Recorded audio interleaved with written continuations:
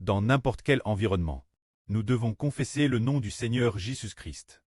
Mais si nous ne confessons pas le nom du Seigneur, le Seigneur ne nous confessera sûrement pas non plus. C'est dire pourquoi devons-nous dans n'importe quel environnement confesser le nom du Seigneur. C'est que nous prêchons l'évangile, prêcher l'évangile, c'est prêcher le nom du Seigneur Jésus-Christ. Si nous ne confessons pas le nom du Seigneur, nous ne serons pas sauvés. Notre salut vient du nom d'une seule personne, qui est le nom du Seigneur Jésus-Christ. Frères et sœurs, savez-vous ce que le Seigneur Jésus-Christ estime le plus? Ce qu'il estime le plus est que le nom du précleste et son propre nom soit magnifié, soit glorifié. C'est pourquoi le Seigneur Jésus nous a enseigné prier. La première phrase dit aussi « Notre Père qui es aux cieux ». Que ton nom soit sanctifié. Ainsi, dans n'importe quel environnement, nous devons confesser que Jésus est notre Seigneur. Si nous confessons ainsi le Seigneur, il confessera notre nom. Nous, bien et sœurs, nous aussi, cause de cela, cause de la confession du nom du Seigneur Jésus-Christ, nous serons persécutés.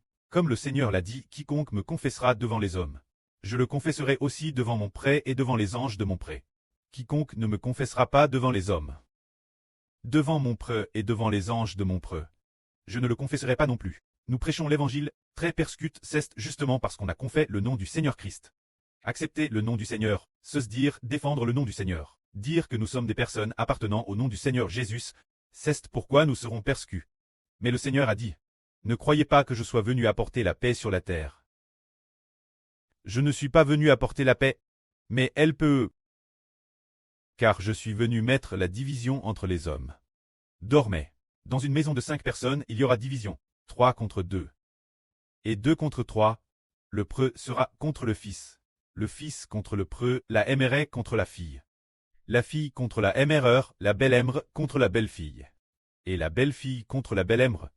L'homme aura pour ennemi les gens de sa propre maison. C'est dire que le Seigneur Jésus est venu dans le monde pour apporter la division au monde. La première fois que le Seigneur est venu, c'était d'abord pour extraire les gens du monde, pour les racheter, pour qu'ils n'appartiennent plus au monde. Ainsi, les hommes se divisent en 2 sortes de personnes. L'une appartient au Christ, l'autre appartient à Satan. La fin du monde, frère Heber prêche continuellement la vraie. Prêche continuellement. C'est justement pour diviser les gens, pour faire en sorte que les gens quittaient l'origine sous l'emprise de Satan. Sen sparen, pour appartenir au Christ, c'est pourquoi le Seigneur a dit qu'une famille de 5 personnes se diviserait. Ceux qui appartiennent au Christ et ceux qui appartiennent à Satan seront divisés les uns des autres. Ainsi, dans ce processus, cause du Seigneur Christ, nous serons persécutés.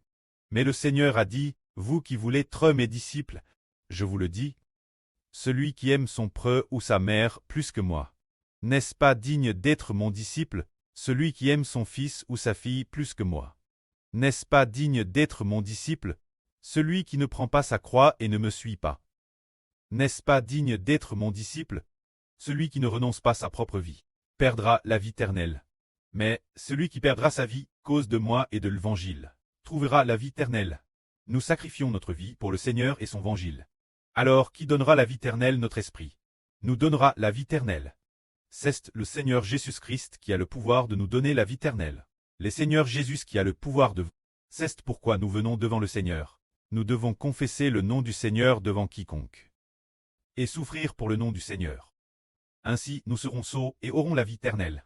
Que la gloire soit auprès et au Seigneur. Amen.